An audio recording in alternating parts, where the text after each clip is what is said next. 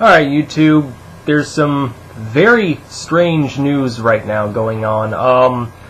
The Pope, of course, Pope Francis, who was recently elected after Benedict steps down, apparently, according to one activist in Argentina, supports civil unions. It's mind-blowing, really. The church stance has always been, of course, that being gay is a sin, that gays shouldn't be allowed to marry or get civil unions. In the past, they've done other even more terrible things to gays. And apparently, Bergoglio, who is, of course, now Pope Francis, as cardinal when he was in Argentina, of course, when he was cardinal there, gay marriage was a big issue. They were trying to get it legalized. Apparently, he, while putting on the public front of saying gay marriage threatens destability of morals and it's terrible and we shouldn't do it, apparently behind closed doors he actually called one of the activists that was supporting the gay marriage and said, "I support civil unions, but Argentina is just not ready for gay marriage." If this is true, then the Pope is walking on thin ice any way you look at it. Obviously, he's probably going to come out and deny it. The problem is this. If he did say these things, if he actually is privately in support of civil unions, and he comes out and says that it's not the case, that that's a lie, and it's true, and he did say it, but he says that it was a lie to the public, then what happens if someone gets a recording of that and manages to obtain it somehow? The activist himself might have, some sort of recording of this. It would basically threaten the entire Catholic Church, because then not only is the Pope supporting civil unions publicly, but also lying. Even if he didn't say these things, of course, there are going to be people who will assume that it's true anyway.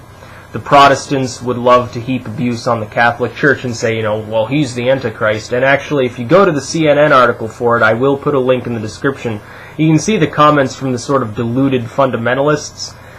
Some of them are pretty violent. One of them was saying, this is evidence that the Pope is the Antichrist and he's soon to bring in Sodom and Babylon and the whore.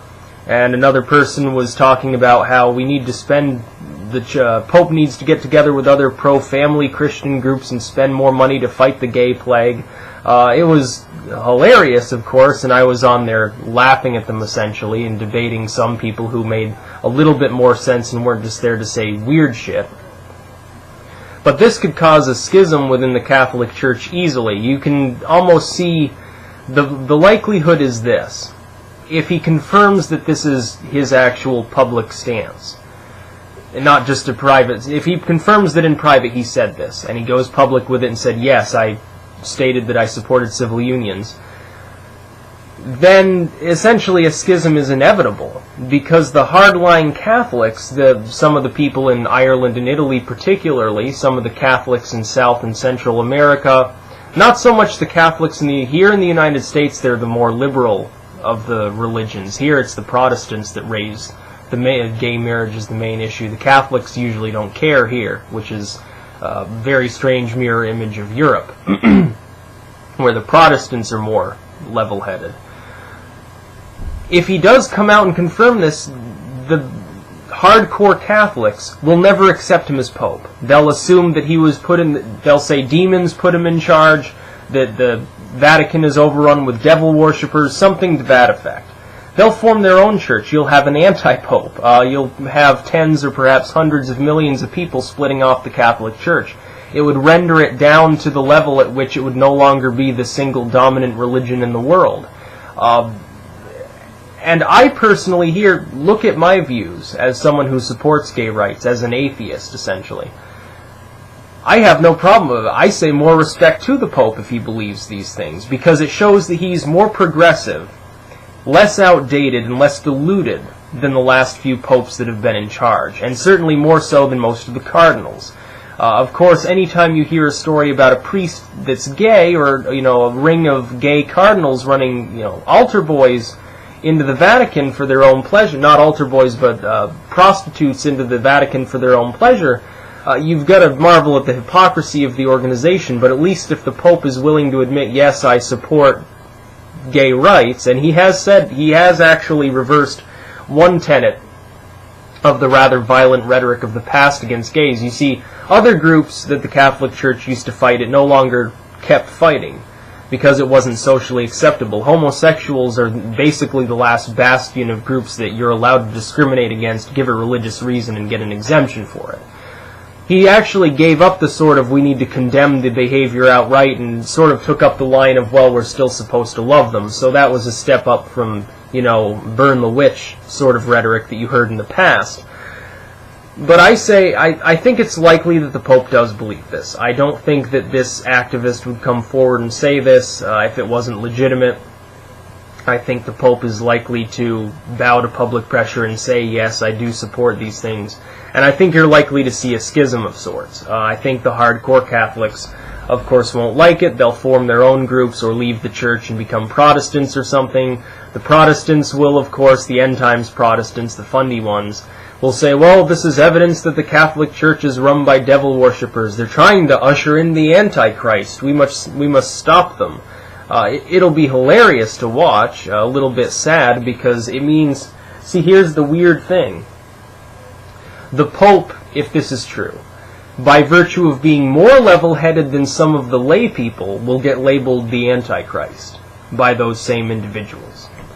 It's strange. It's a strange a paradox of sorts that I don't personally understand. I don't understand how anyone can possibly say, well, it's a terrible thing for the Pope to support gay marriage. And here you have the comments on the CNN feed that I've got in the description. You can see a lot of these, they're just completely out of touch. These people don't understand reality. They don't understand science. They're living in the eugenics era. They don't have a clue what's going on. They're clinging to this bizarre, antiquated religious belief, which, by the way, is partially anti-biblical to begin with. Of course, most Christians have never read the Bible cover to cover. I did. I discovered the truth. I now look at Jesus as more of a hippie hermit wandering around in the desert than some sort of crazed messiah that comes down from the sky with a sword and smites all the homosexuals and witches. And that's more biblical than their fundamentalist view. The idea being fundamentalists are the most religious but the least actually theistic and spiritual. And a quick aside, that's another thing people have to understand, is that religion and theism are different things. You can go to church and declare yourself a member of any religion you want and not believe in that God. There was one Canadian study, I put it on my blog, I'll put the blog link there too in the description, to a study from Canada that actually showed that 33% of the Catholics there were actually atheists. It was in the wording of the census that they determined that the majority of people were still religious. Actually, when you dug beneath the surface, you found a lot of them were atheists, and 25% of Protestants. They've done similar studies in other countries, and this is a relatively static number, that about a third of the more liberal Christians and about a quarter of the less liberal groups actually don't even believe in their own God. And I apologize for this. I saw a Belgian study several years ago that said that 20% of priests there were also atheistic.